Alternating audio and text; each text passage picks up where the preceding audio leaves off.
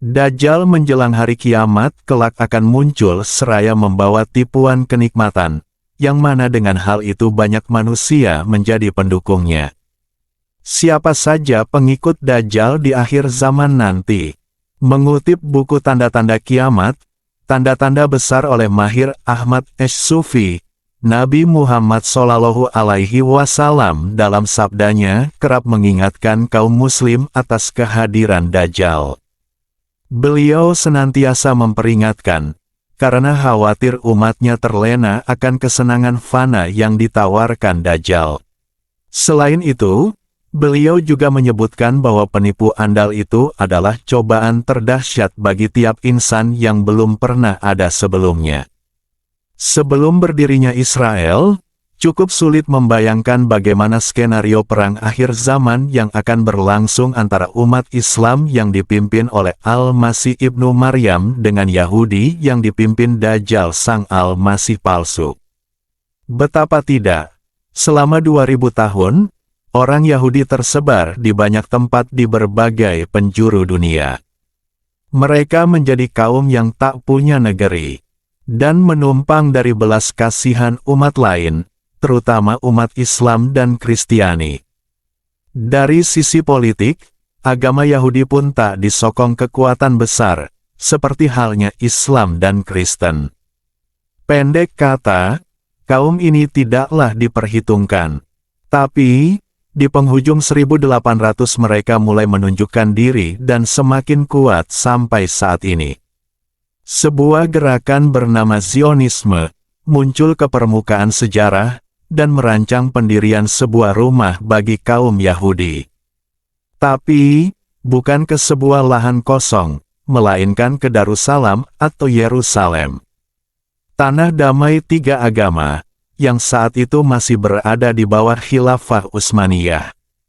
Sejak 1882 gerakan Zionis ini berulang kali memobilisasi kaum Yahudi dari berbagai negara, terutama Eropa, untuk kembali ke Yerusalem, dan mengklaimnya sebagai milik mereka. Dan, fakta itu pun mengonfirmasi takdir akhir zaman yang disampaikan Nabi Muhammad SAW dalam sejumlah hadisnya, bahwa Muslim akan berperang menghadapi Yahudi. Mesias Israel memang bukan negara biasa. Dia merupakan sebuah pertanda, terutama bagi penganut Islam, Kristen, dan Yahudi. Seperti ditulis pakar eskatologi Islam, Imran Hossein, dalam bukunya, Jerusalem in the Quran, Yahudi meyakini restorasi Israel setelah 2000 tahun kerajaan Israel dihancurkan merupakan satu dari 7 tanda kehadiran Masiah. Itu adalah bahasa Ibrani dari Al-Masih atau Mesias. Tapi, Al-Masih yang mereka tunggu bukanlah kedatangan Nabi Isa Al-Masih, sebagaimana keyakinan Islam dan Kristen.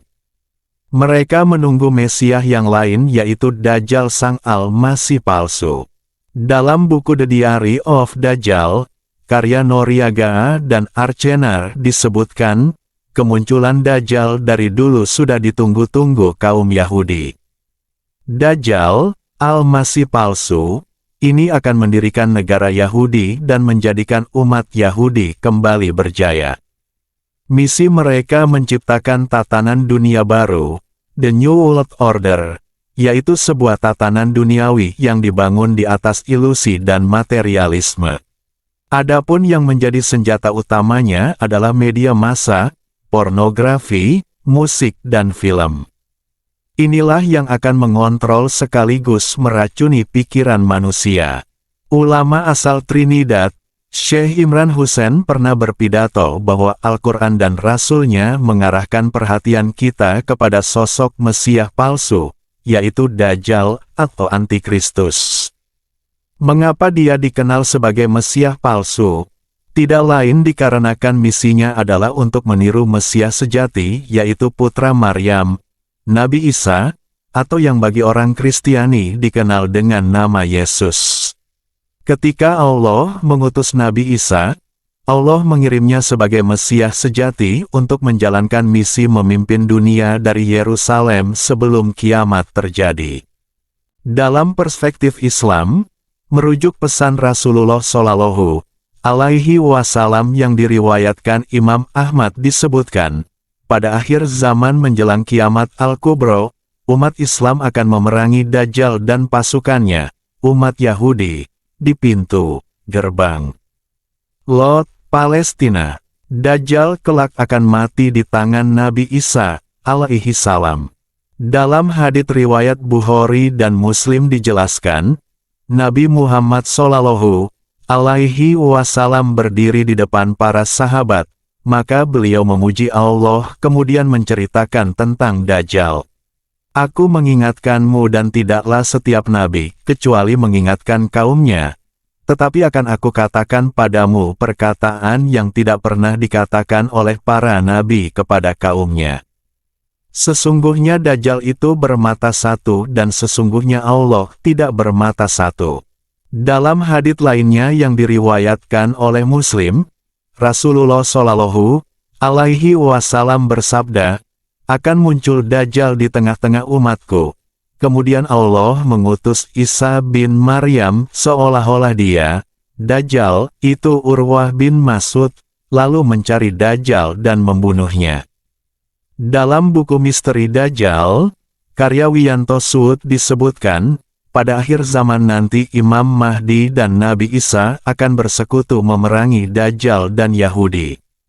Pertempuran besar-besaran antara kaum muslimin di bawah kepemimpinan Imam Mahdi dan Isa al-Masih, dengan kaum Yahudi di bawah kepemimpinan Dajjal berakhir dengan kematian Dajjal, yang ditikam oleh Isa al-Masih dengan tombaknya. Sementara itu, pasukan Yahudi kocar-kacir. Mereka lari bersembunyi di balik pohon dan bebatuan. Mengenai kisah tentang kedatangan Dajjal dan turunnya Al-Masih, Rasulullah jelaskan dalam hadits yang diriwayatkan oleh Muslim yang artinya, ketika Allah mengutus Isa ibnu Maryam, maka turunlah ia di Menara Putih di sebelah timur Damaskus mengenakan 2 buah pakaian yang dicelup dengan waras dan zafaran. Kedua telapak tangannya diletakkannya di sayap 2 malaikat. Jika ia menundukkan kepala maka menurunlah rambutnya, dan jika diangkatnya kelihatanlah landai seperti mutiara. Maka tidak ada seorang kafir pun yang mencium nafasnya, kecuali pasti meninggal dunia, padahal nafasnya itu sejauh mata memandang. Lalu Isa mencari Dajjal hingga menjumpainya di gerbang Lot. Lantas dibunuhnya Dajjal. Kemudian Isa datang kepada suatu kaum yang telah dilindungi oleh Allah dari Dajjal. Lalu Isa mengusap wajah mereka dan memberitahu mereka tentang derajat mereka di surga. Demikian sejarah Bani Israel dan misi besarnya menyambut kedatangan Dajjal. Satu hal yang harus kita yakini bahwa Israel tidak akan pernah mampu menguasai Palestina hingga hari kiamat. Bahkan Mesias yang mereka tunggu-tunggu yaitu Dajjal akan mati di tangan Isa al-Masih tepatnya di gerbang Lot Palestina.